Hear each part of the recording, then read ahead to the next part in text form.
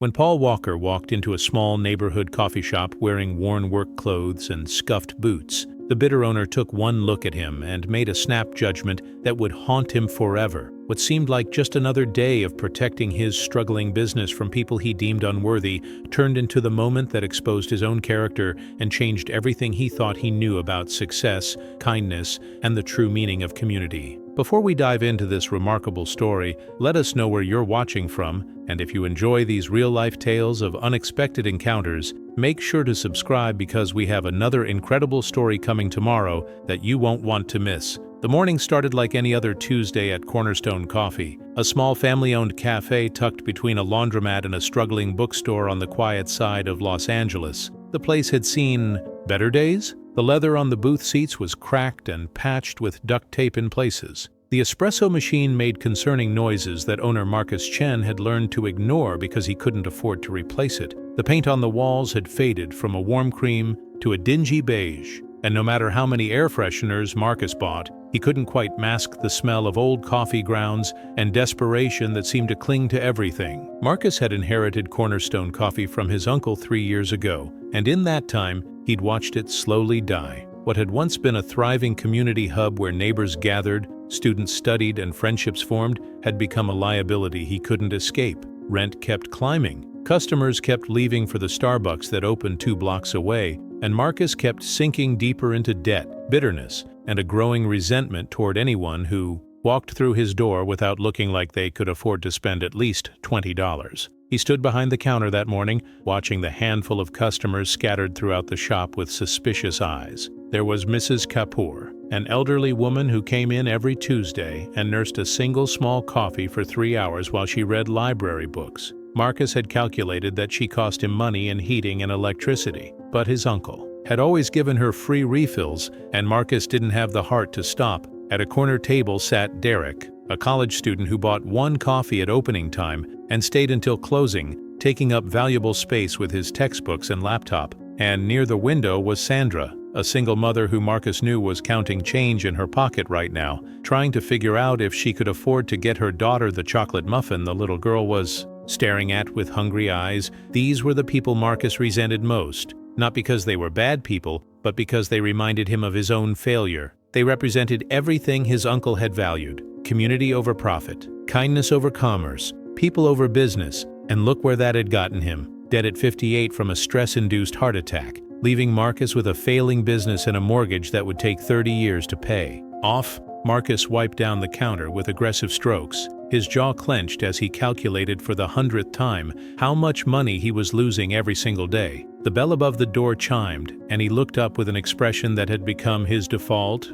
unwelcoming, judgmental, and immediately assessing whether this new customer was worth his time. The man who walked in moved with an unhurried confidence that Marcus immediately interpreted as arrogance. He was tall, probably in his late 30s, with sun-bleached hair that looked like it hadn't seen a professional stylist in months. He wore faded jeans with legitimate wear marks, not the designer kind that cost $300, but looked distressed. His gray Henley shirt had a small stain near the collar that suggested he'd been doing actual work, and his boots were scuffed in a way that came from real use, not fashion. Everything about him screamed blue-collar worker, maybe a construction guy or a mechanic, definitely not someone who was going to drop serious money in Marcus's coffee shop. Paul Walker had actually been driving through this neighborhood for the past week, doing research. It wasn't random. For the last 6 months, Paul had been working on a personal project that meant more to him than any movie role ever had. He'd been identifying small businesses in struggling communities, places where the owners were trying to do good but drowning in circumstances beyond their control. He wanted to help, not as a celebrity looking for publicity, but as someone who'd been given more than he needed and was looking for meaningful ways to give back. Cornerstone Coffee had caught his attention because of something he'd heard from a social worker friend. She'd mentioned a coffee shop owner who had a reputation in the neighborhood for secretly helping people. Families who couldn't afford their orders would find them mysteriously paid for. Elderly customers on fixed incomes were quietly given discounts that didn't officially exist. Kids selling candy bars for school fundraisers would leave with their pockets full of money from purchases the owner had made anonymously. But there was more to the story. That same generous owner was apparently drowning in debt, becoming increasingly bitter, and starting to turn away the very people he'd once helped. The contradiction fascinated Paul. Here was someone whose instinct was clearly to help others, but whose circumstances were forcing him to build walls instead of bridges. Paul wanted to understand that person, and maybe, if he could, he wanted to help break down those walls. Paul approached the counter with a friendly smile. Taking in the details of the shop, he noticed the taped booth, seats, the struggling espresso machine, the faded paint. He also noticed the framed photographs on the wall, pictures of this same space filled with smiling people, community events, what looked like a grand opening from decades ago, with a man who resembled Marcus, cutting a ribbon. This place had history. It had meant something once. It could mean something again. "Good morning," Paul said, his tone warm and genuine. "This place has great character. How long have you been here?" Marcus looked Paul up and down, his expression hardening. Great character was code for old and rundown. He'd heard it before. "Long enough," he replied curtly. "What can I get you?" Paul glanced at the menu board, then back at Marcus. "Actually, I was hoping to talk to you for a few minutes. Are you the owner?" And there it was. Marcus had heard variations of this conversation 100 times. Someone would come in, chat him up, compliment the place, and then launch into their pitch. They needed a job, they had a business opportunity, they wanted to use his space for free community meetings. They thought he should donate coffee to their fundraiser. Everyone wanted something, and nobody wanted to actually pay for anything. "I'm the owner," Marcus said, his voice flat, "and I'm working. If you want to order something, I can help you. If not, I've got things to do." Paul blinked, slightly taken aback by the hostility, but he pressed on gently. "I understand you're busy. I just wanted to ask about some of the community work I've heard you do. The families you help, Who told you that?" Marcus interrupted, his face flushing with a mixture of embarrassment and anger. The last thing he needed was word getting around that he was a soft touch. "Look, I don't know what you heard, but I run a business here, not a charity." Paul raised his hands in a peaceful gesture. "I'm not here to ask for charity, actually. It's the opposite. I wanted to talk about..." "About what?" Marcus cut him off again, his voice rising enough that Mrs. Kapoor looked up from her book and Derek glanced over from his laptop. "About how you heard the coffee shop owner is a sucker who gives away free stuff? About how you've got some sob story that's going to make me feel bad enough to give you free coffee?" The accusation hung in the air. Paul stood very still, processing the level of pain and defensiveness he was witnessing. This wasn't just rudeness. This was someone who'd been burned so many times that he'd built armor to survive. "I think there's been a misunderstanding," Paul said quietly. "I'm not here for free anything. I was actually hoping to help you." Marcus let out a harsh laugh that held no humor. "Help me? Right, let me guess. You've got experience in the coffee business, and you're going to give me advice for free. Or maybe you're going to tell me about some amazing investment opportunity. Or perhaps you want to help me by letting me hire you, even though you've got no experience, and I can barely afford to pay myself." "None of those things," Paul replied, maintaining his calm, despite the increasingly hostile tone. "I heard that you've been supporting families in this neighborhood paying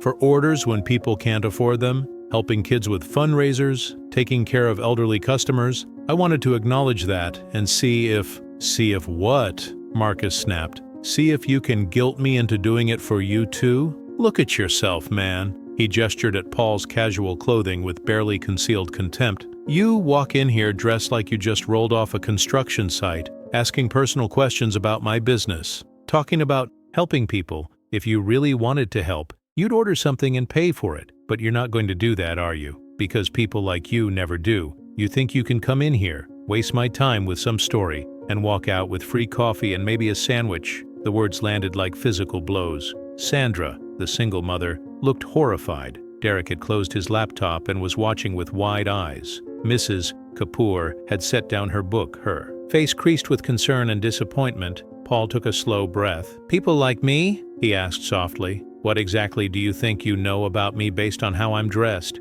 "I know enough," Marcus replied, doubling down even as a small voice in his head warned him he was making a terrible mistake. "I know that people who are serious about business don't show up looking like they can't afford to do their laundry. I know that people who actually want to help don't start by wasting someone's time with vague questions. And I know that I've dealt with enough people trying to take advantage of me that I can spot it from a mile away." Paul nodded slowly, his expression sad rather than angry. "So you've decided what kind of person I am based entirely on my appearance. That's how the world works," Marcus shot back. You judge people by how they present themselves. If you want to be taken seriously, you dress seriously. If you look like you can't afford to take care of yourself, why should I believe you can do anything to help my business?" "Your business?" Paul repeated quietly, looking around the nearly empty shop. "How is your business doing, Marcus?" The use of his name, which Paul had seen on the business license frame near the register, seemed to catch Marcus off guard for a moment,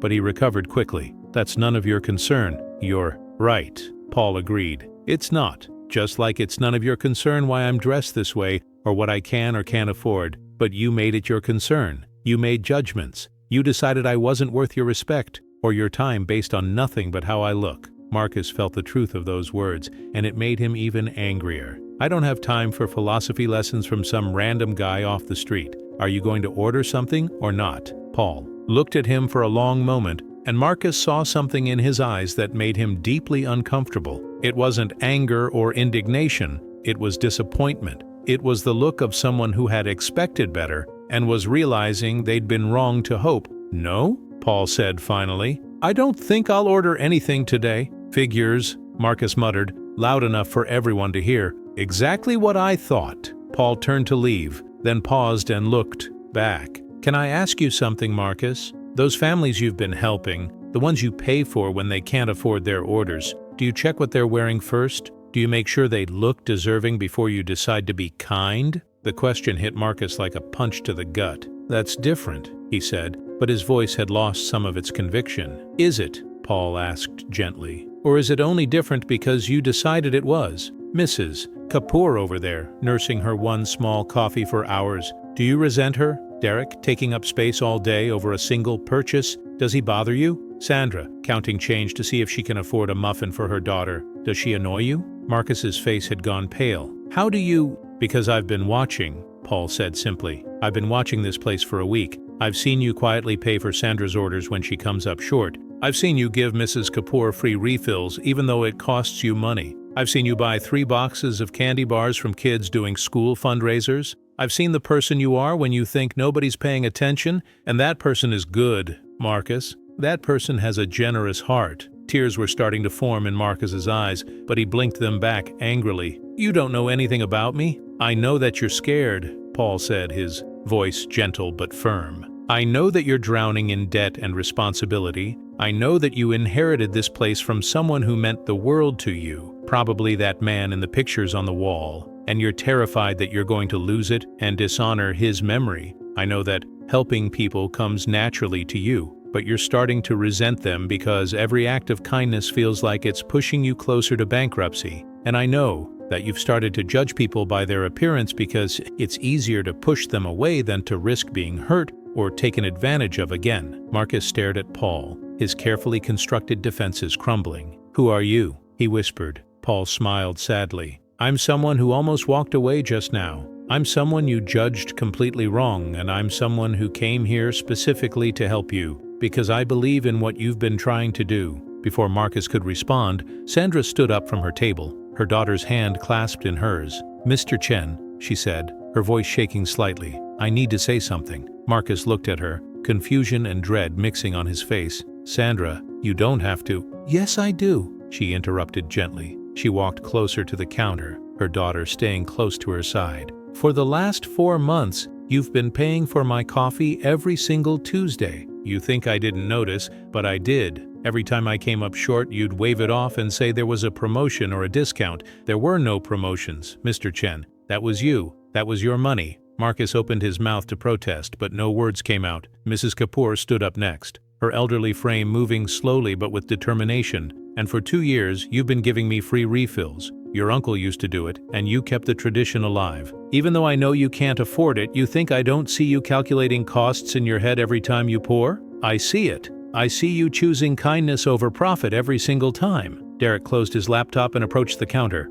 "I take up space here all day. Every day. I'm a terrible customer from a business perspective, but you've never once made me feel unwelcome. Last month when my laptop died and I was freaking out because I had a paper. You let me use your personal computer in the back office. You didn't know me, you didn't owe me anything, but you helped me anyway." Marcus's tears were flowing freely now, and he didn't try to stop them. "I didn't do those things for recognition," he said, his voice breaking. I did them because it's what my uncle would have wanted. It's what this place is supposed to be about. Exactly, Paul said, stepping closer to the counter. And that's why. I'm here, Marcus, not to take advantage of you, not to waste your time, but to make sure that what you've been doing, this quiet, beautiful generosity, doesn't die because you can't afford to keep it going. Marcus wiped his eyes roughly with the back of his hand. I don't understand. Who are you? Really? Paul reached into his pocket and pulled out a business card, sliding it across the counter. Marcus picked it up, his eyes widening as he read it.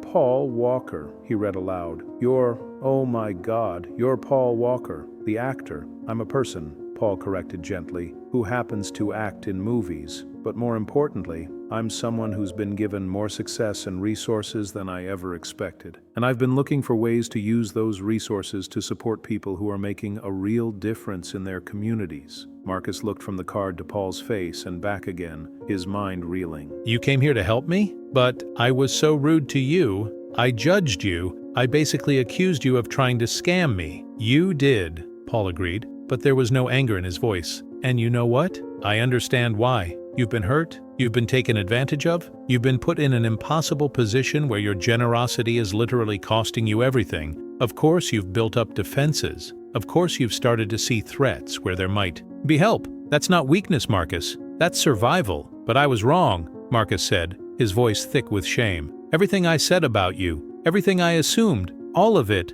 was wrong. It was, Paul nodded. But here's the thing. You were also wrong about yourself. You've been telling yourself that you're failing, that you're not good enough, that you're losing, but everyone in this shop just told you the truth. You've been succeeding at the thing that matters most. You've been taking care of people. You've been building community. You've been honoring your uncle's legacy in the most meaningful way possible. Marcus shook his head. But the business is dying. I'm 3 months behind on rent. The equipment is falling apart. I'm going to lose this place, and then what good will my kindness have done? Paul leaned against the counter, his posture relaxed and open. What if you didn't have to choose? What if you could keep being generous and keep your business alive? What if there was a way to expand what you're doing, make it sustainable, and create a model that other communities could follow? That sounds like a fantasy, Marcus said, but there was a flicker of hope in his eyes. It's not, Paul replied. It's a plan, and if you're willing to listen, I'd like to tell you about it over the next hour. As the morning light shifted through the windows of Cornerstone Coffee, Paul laid out his vision. He talked about a partnership, not a buyout or a takeover, but a genuine collaboration where Marcus would maintain ownership and control while Paul provided the financial resources and business connections to make it work. He described a model where the coffee shop would become a community center with a pay-it-forward program built into its foundation. Customers could contribute to a fund that would provide free meals for families in need, support local students with scholarships, and help elderly residents on fixed incomes. The coffee shop would offer job training programs for people trying to get back on their feet, host community events, and become a hub for neighborhood support and connection. But here's the crucial part, Paul emphasized, his eyes bright with enthusiasm. This isn't charity. This is sustainable business. We're going to renovate this place, update the equipment, create an atmosphere that draws customers not because it's cheap, but because it's meaningful. People want to support businesses that align with their values. They want to know that their morning coffee is doing more than just caffeinating them. They want to be part of something bigger. Marcus listened, his initial skepticism slowly transforming into genuine interest. But why me? Why this place? There are thousands of coffee shops struggling. There are people far more deserving than me. Are there? Paul asked. I've been researching for 6 months, Marcus. I've visited dozens of small businesses. I've talked to hundreds of owners, and you know what I found? Most people, when they're struggling, they close ranks, they protect themselves, they stop giving. It's natural, it's understandable, but you didn't do that, even when it was costing you everything. Even when you were drowning in debt and stress, you kept helping people. You kept being generous. That's not common. That's exceptional. And that's exactly the kind of character this project needs to be built on. Sandra, who had been listening to the entire conversation, spoke up again. Mr. Chen, you gave me hope every Tuesday. When I walked in here counting my change,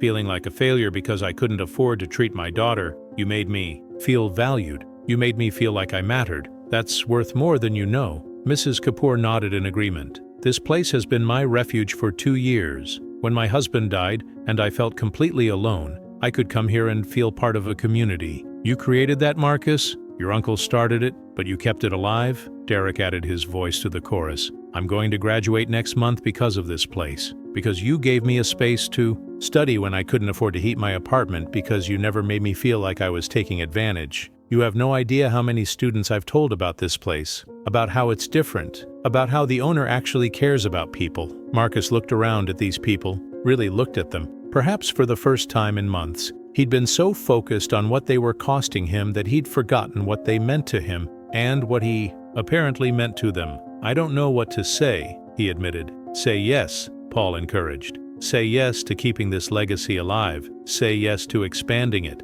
Say yes to proving that businesses can thrive while putting people first. Marcus took a deep breath. The weight of 3 years of struggle, stress, and slowly dying hope pressed down on him. But beneath that weight, he felt something else stirring. The same feeling that had made him help Sandra, even when he couldn't afford it. The same impulse that had made him honor Mrs. Kapoor's free refills. The same spirit that had driven his uncle to create this place to begin with. Okay, he said finally. Yes, let's do this. The coffee shop erupted in spontaneous applause. Sandra was crying, Mrs. Kapoor was smiling wider than Marcus had ever seen. Derek was literally jumping up and down with excitement, and Paul was grinning, the kind of genuine joy. That comes from knowing you've just changed someone's life for the better. There's one condition, though, Marcus said, and Paul's grin faltered slightly. I need to apologize to you properly, in front of everyone. What I said to you, the way I judged you, the assumptions I made, that wasn't okay.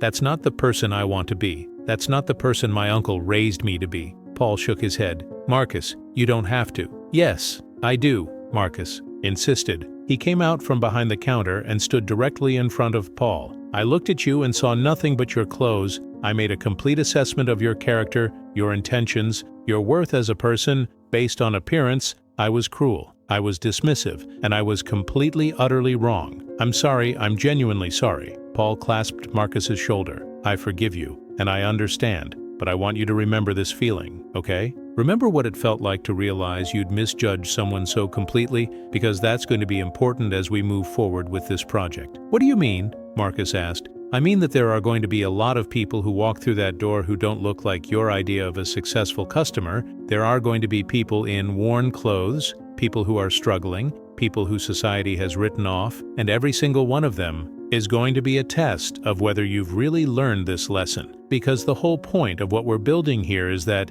everyone gets dignity, everyone gets respect, everyone gets the benefit of the doubt. Marcus nodded, the lesson sinking deep into his heart. I understand, and I promise I'll do better. 3 months later, Cornerstone Coffee had been completely transformed, but not in the way most people would expect. Yes, there was new equipment, yes. The booths had been reupholstered and the walls freshly painted. Yes, there was a state-of-the-art espresso machine that didn't make concerning noises, but the real transformation was in the atmosphere, in the purpose, in the very soul of the place. A large sign near the entrance read, Cornerstone Community Coffee, where every cup builds community. Below it, a smaller plaque explained the Pay It Forward program. Customers could add any amount to their bill, and that money would go into a community fund that provided free meals for families in need, scholarships for local students, and support for elderly residents. But there was no pressure, no judgment, no distinction between those who gave and those who received. Everyone was welcomed with the same warmth, the same dignity, the same respect. Marcus stood behind the counter on a busy Saturday morning, but his demeanor was completely different from that Tuesday when Paul had first walked in. He was smiling, genuinely smiling, as he served a steady stream of customers. He greeted each person by name when he knew it, and took the time to learn the names of those he didn't. He never rushed anyone. He never made anyone feel unwelcome, and he never ever judged anyone by their appearance. Paul came in around 10 a.m., dressed in jeans and a t-shirt, looking as casual as he had that first day. But now Marcus's face lit up when he saw him. The usual, Marcus asked with a warm grin. You know it, Paul replied, sliding onto a stool at the counter. How's business? Incredible, Marcus said, pulling Paul's coffee. We've served 300 people this week. The Pay It Forward Fund has over $5,000 in it. We've paid for 47 meals for families who couldn't afford them. We've given 2 scholarships to local students.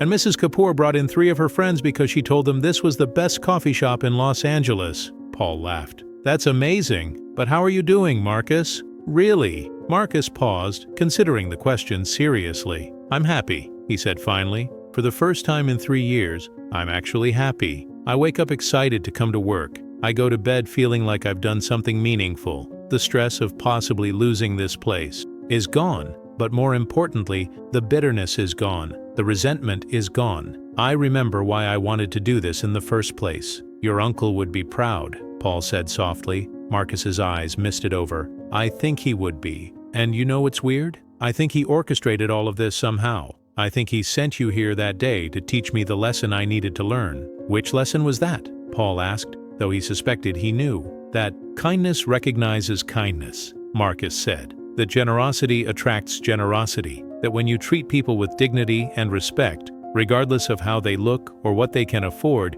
you create something that money can't buy. You create community. You create meaning. You create the kind of place that actually matters. A man in tattered clothes approached the counter hesitantly, the kind of customer that 3 months ago would have set off all of Marcus's defensive alarms. Excuse me, the man said quietly. I don't have much money, but I was wondering if I could get something small to eat. Marcus smiled warmly at him. Of course, what sounds good to you? He prepared a full breakfast sandwich and a large coffee, ringing it up as a community fund purchase without making any announcement or drawing any attention to it. When the man saw what he was receiving versus what he'd asked for, tears filled his eyes. Thank you, he whispered. You don't know what this means. I do, actually, Marcus replied gently. Enjoy your breakfast, and if you need a place to sit for a while, you're welcome to stay as long as you like. Paul watched this interaction with deep satisfaction. This was what he'd been hoping to create, not just a successful business, but a model for how businesses could operate with humanity at their core. As Marcus returned to